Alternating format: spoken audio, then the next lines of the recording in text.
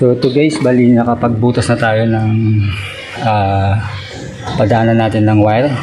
Tapos ito guys, ito ang kakabit natin. Ayan. Bolt-in type na safety breaker.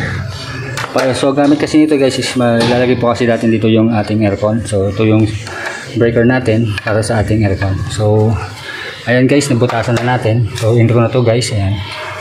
Pasok na yan. Ayan. Ayan. So nabutasan na natin to intro. So yan dun yung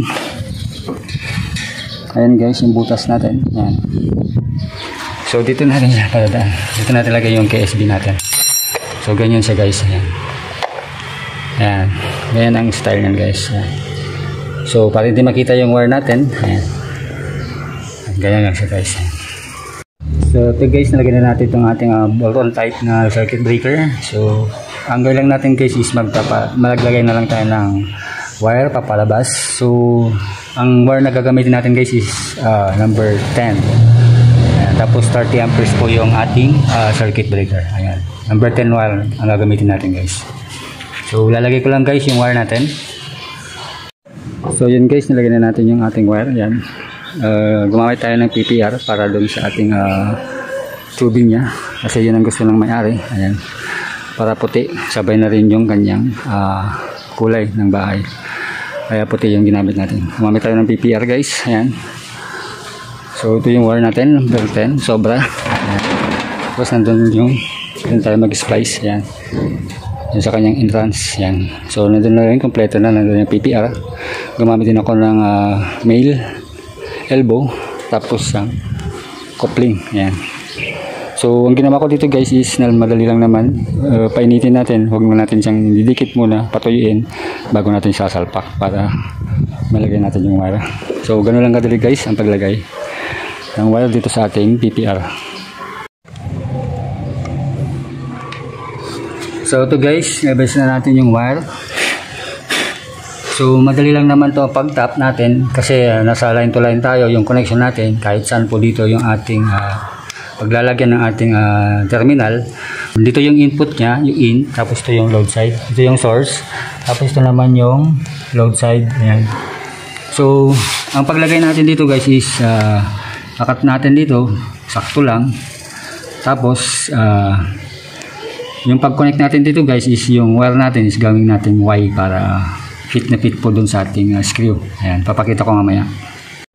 So ito guys, gawin natin ito paggawa ng ating wire para fit na fit siya.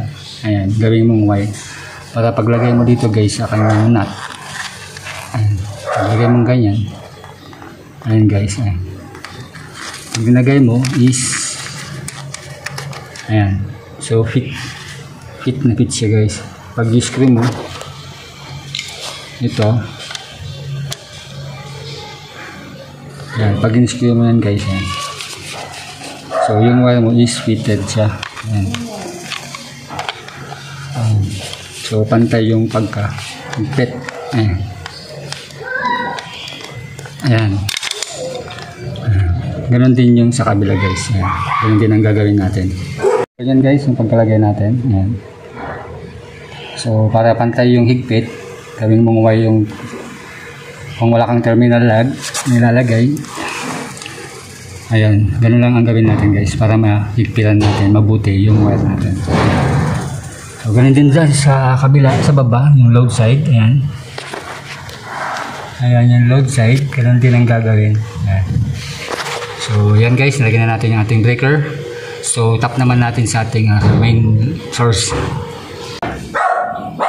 So yan guys, mag-live tapping tayo.